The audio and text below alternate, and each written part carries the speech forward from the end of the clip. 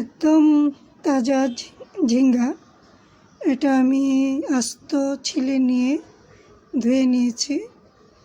একটি কড়াইতে তেল দিয়েছি, দিয়ে দিলাম তেল গরম হওয়ার পর একটু জিরে, দুইটা শুকনো মরিচ, কাঁচামরিচ দেওয়া যায়, এটা যার যার ইচ্ছে। আমার কাছে শুকনো মরিচটা ভালো লাগে, তাই আমি শুকনো মরিচটাই দিলাম। একটু রসুন দিয়ে দিলাম। এখন দিয়ে দেব একটু পেঁয়াজ আর লবণ।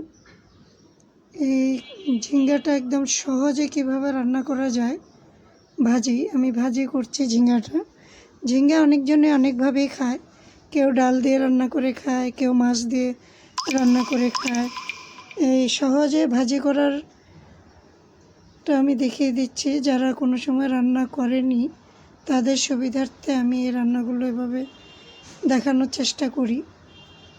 আমি পেঁয়াজ দেওয়ার পরে একটু নেড়ে চেড়ে যখন একটু কালারটা চেঞ্জ হবে তখন আমি ঝিঙ্গাটা দিব। আসলে যে যেভাবে খায়, তবে খুব সহজে যারা রান্না করতে চায় বুঝে উঠতে পারছে না, সেই জন্য আমি এত সহজ করে দেখাই।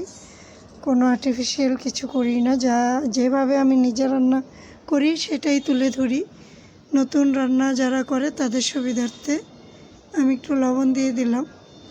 আর ঝিঙ্গাটা আমি কাটার পরে ধুইনি, কারণ কাটার পরে ধুলে ঝিঙ্গা থেকে আসলে অনেক পানি বের হয়। তবে ঝিঙ্গা ছিলার পরে আস্তটা ধুয়ে নিয়ে কাটতে হয়। আমি ঝিঙ্গাটা দিয়ে দিলাম। ঝিঙ্গাটা দিয়ে আমি এভাবে ভাজতে থাকবো। ভাজার পরে এই যে নেড়ে চেড়ে আমি ভেজে নাড়াচাড়া দেওয়ার পরে আমি ঢেকে দিব। ঢেকে দিয়ে 10 থেকে 15 মিনিট আমি রান্না করব। 10 থেকে 15 মিনিট রান্না করলেই আসলে এটা তো খুব তাড়াতাড়ি হয়ে যায়। 10-15 মিনিট রান্না করলেই হয়ে যাবে। তাই এভাবে আমি নাড়ছি। নাড়ার পরে আমি ঢেকে দিব। ঢেকে দিয়ে 10-15 মিনিট রেখে দিব। খুব সহজেই হয়ে যাবে। আপনারা যারা ঝিঙ্গা ভাজি খেতে চান এরকম সহজভাবে করে নেবেন। তবে আমি তেলের মধ্যে যে জিরা দিয়েছি, এটা সবাই যে দিতে হবে তা না। তেলের মধ্যে কাঁচামরিচ বা শুকনো মরিচ, রসুন দিলেই হয়। এই যে আমার ঝিঙ্গাটা হয়ে গেছে, দেখেন আমি একটুও পানি দিইনি, কিন্তু অনেক পানি বের হয়ে গেছে।